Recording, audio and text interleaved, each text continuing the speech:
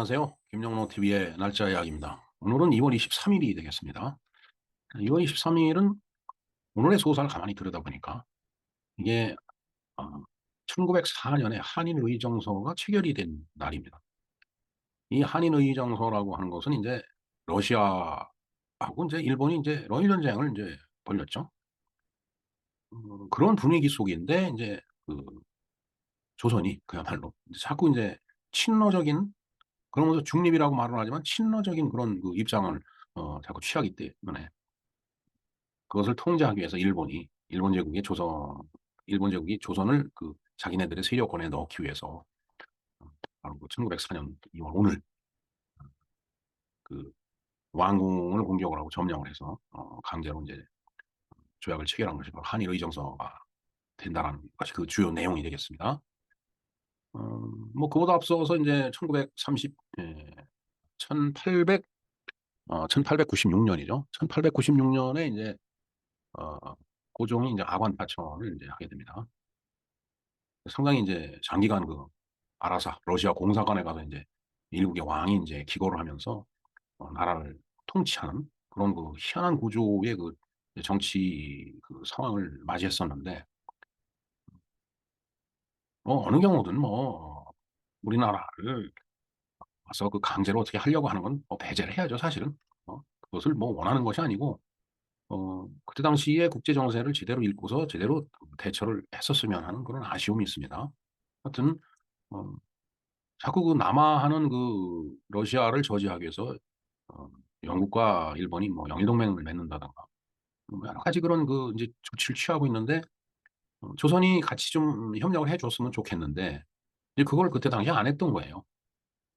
그 아관 파천을 하는 정도로 이제 러시아에 이제 가까웠고, 그다음에 어, 친러시아적인 그런 태도를 취하면서도 말로는 우리는 중립이다 뭐 이제 이런 식으로 이야기를 하니까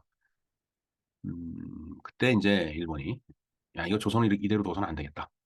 뭔가 강제로라도 세력 안에다 집어넣어야 되겠다 하고 그런 이제 계획하에 바로 체결한 그 조약이 바로 이제 한일의정서가 이제 되겠습니다.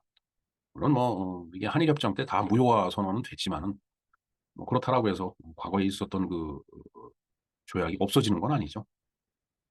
어찌됐든 구한말을 들여다보면 좀 쓸쓸하고 씁쓸하고 또 힘이 빠져요. 그런 의미에서 뭐참 재미없는 이야기, 아니 재미없다기보다 참 뭔가 기운 빠지는 그런 이야기지만, 한국과 일본, 조선과 일본이 맺었던 이 한일 의정서에 대해서 간략하게 알아보는 시간을 갖도록 하겠습니다. 네, 한일 의정서에 대해서 알아보겠습니다. 러시아 제국과 전쟁을 일으킨 일본 제국이 친러적인 중립을 주장하는 조선을 일본 제국이 세력권에 넣기 위해서 1904년 1월 조선 왕궁을 공격하고 그다음에 점령한 뒤에 같은 해 2월 23일 오늘이죠.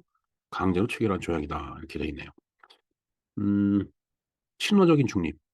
저건 중립이 아니죠, 엄격하게 보면.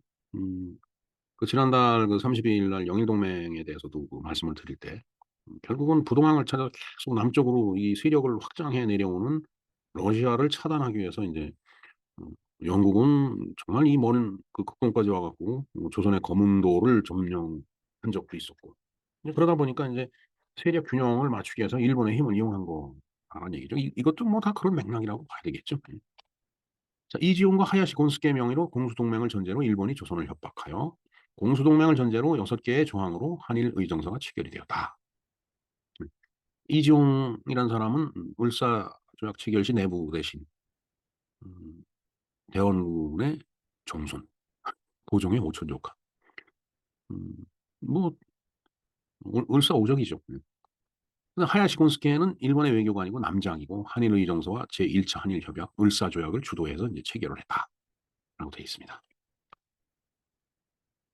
배경을 보겠습니다. 자, 러일 전쟁 때 일본은 청일 전쟁 때보다 길어진 병참선 문제로 애로를 겪고 있었다. 음, 병참선이 길어진다. 러시아가 일본하고 글쎄요, 병참선이 어디서부터 어디까지로 이렇게 정해서 이렇게 그 요약이 돼 있는지 모르지만, 하여튼 뭐 병참이 중요하죠. 병참선이 길어지면은 전쟁을 수행하는 데 굉장히 애를 먹게 돼 있습니다. 그다음에 조선의 친노적인 중립선언을 곱지 않게 여겼다.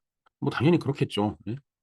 뭐 중립이라면 뭐 아예 딱 중립도 아니고 친노적이면서 중립이라니까. 그리고 중립도 내가 힘 있을 때 중립이 지켜지는 거지. 힘이 없으면 중립 무슨 중립이 됩니까 그게. 때리면 줘 맞는 그런 입장에서. 한 대 맞으면서 "나 중립이야." 또 두드려 맞으면서 "나 중립이야." 그렇게 얘기하면 뭐해요. 계속 두드려 맞는 걸. 참 하여튼 그 만국조선의 또 한 단면입니다. 조선의 수도 한성을 공격을 하고 왕궁을 점령하고 조선을 일본의 군사기지로 제공하는 조약을 강요했으나 이에 고종과 대신들이 완강히 저항을 했다. 저항을 안 했으면은 그건 진짜 뭐 한 나라의 국왕이 아니죠. 대신들도 마찬가지고. 근데 대신은 이제 관료인데 관료 입장에서는 아니 왕이 이렇게 기울어져 갖고 결정하면은 그 대신들 그 따라가게 돼 있어요. 그거를 인제 반대하면 인제 낙향을 하는 거죠. 나는 그 일을 못 하겠다."라고. 아니면은 뭐 잘못됐을 때 뭐 자결을 한다든가 뭐 이런 식으로 인제 저항을 또 더 하겠지만은 일단은 최고 결정권자인 고종, 왕. 음 지금 우리 대한민국 같은 경우라면은 뭐 대통령이겠죠. 일본 같으면 뭐 수상이고 미국은 대통령이죠. 그런 입장에 위치해 있는 사람이 기울어지고 뭔가 결정하면은 그 밑에 대신들은 따라가는 수밖에 없는 거예요. 그걸 어떻게 뭐 반대를 하기도 쉽지 않겠지만은 반대를 해 봐야 의미가 없으니까 그럼 인제 낙향을 하게 되죠. 그 자리를 박차고 나온다든가. 그러나 그 자리를 박차고 나오려니까 땔거리가 걱정이 되니까 그걸 못 하고 인제 비굴하게 인제 거기 붙어 있는 거죠. 그 을사오적이라고 하는 사람들은 다 그런 거예요. 그냥 먹고 살라고 그 붙어 있다 보니까 을사오적이라는 말을 들은 거죠.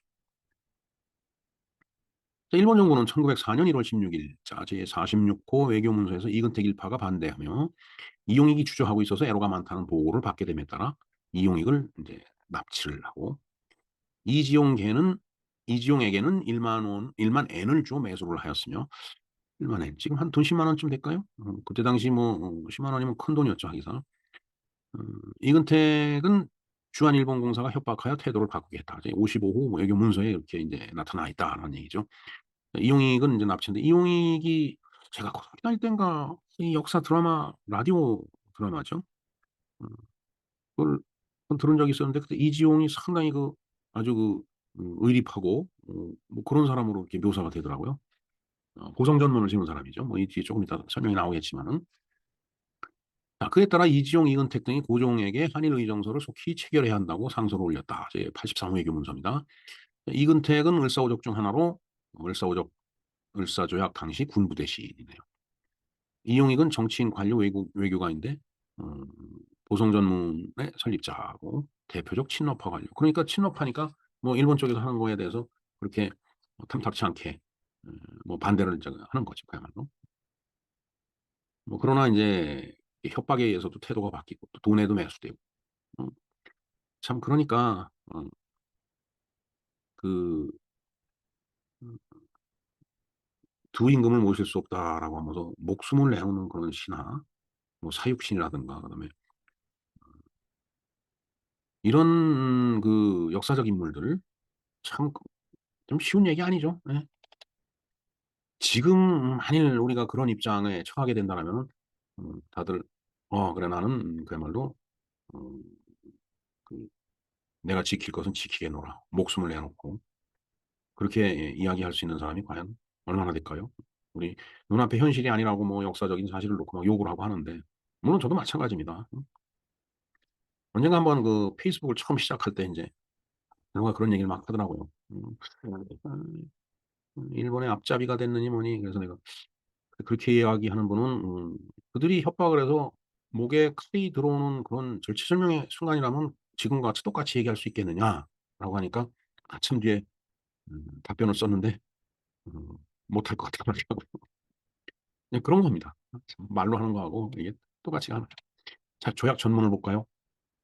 대한민국 황제 외부 대신 임시설이 육군 참장 이지용과 대일본 제국 황제 폐하의 특명 전공공서 하야시 곤스케는 각자 상당한 위임을 받아 아래 조약의 협정.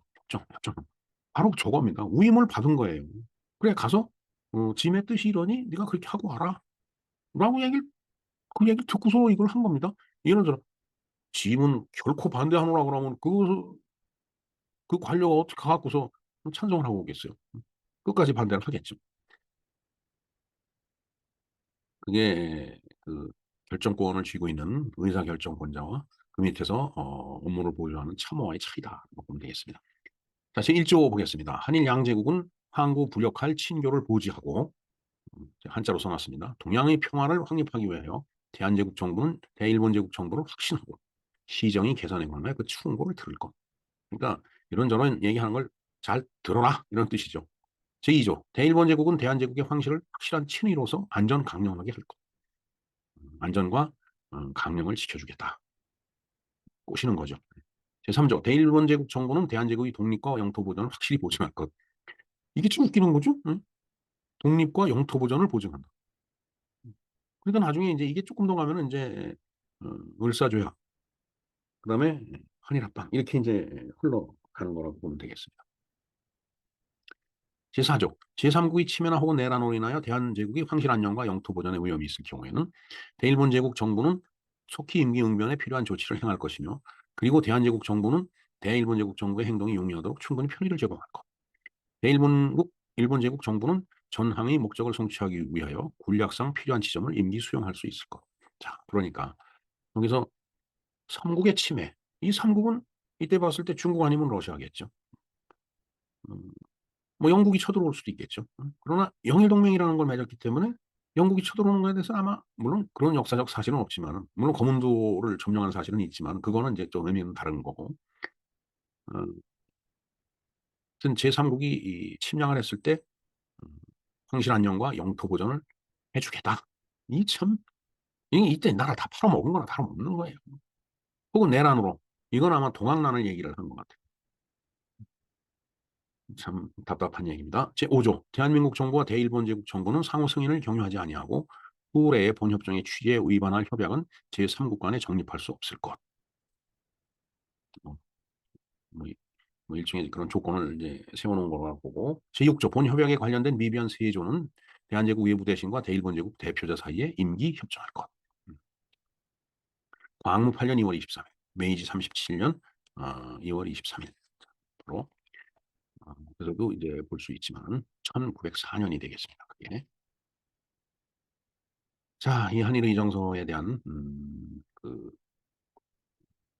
상세한 내용을 제가 이렇게 링크를 걸어 드리겠습니다. 한번 참조를 해 주시기 바랍니다. 자, 이제 결국은 뭐 이제 이런 것들이 결국은 이제 나라를 이제 넘겨주는 그런 단초를 이제 만들어 간 건데 그것은 이제 무효를 이제 시킨 그 이제 조약이 있었죠. 자, 대한민국과 일본국은 1965년 한일 기본조약에서 한일 의정서를 포함하여 대한제국과 옛 일본 제국 간에 체결된 모든 조약 및 협정이 이미 무효임을 한 번 더 확인하였다. 이때가 언제냐면은 어, 한일 협정을 할 때죠. 그때 이제 무효를 다시 선언을 한 겁니다. 확인을 한 거고. 하지만 이미 모든 것이 실행되어 과거 저편에 말없이 서 있는 역사인데 후세에 무효 제약이니 무슨 의미가 있을까요? 물론 그거라도 해야 되겠죠. 그 이전에 나라를 뺏기지 말았어야 한다라는 그게 이제 제가 드리고 싶은 말씀입니다. 네, 어찌됐든 날짜별로 이야기를 하다 보니까 두서없이 다시 예, 들여다보게 된 우울한 한국조선의 한 단면이었다라고 생각을 해야 될 것 같습니다. 네, 곰돌이가 굉장히 심통하게 고민을 하고 있죠. 네, 김영로 TV의 날짜 이야기였습니다. 감사합니다.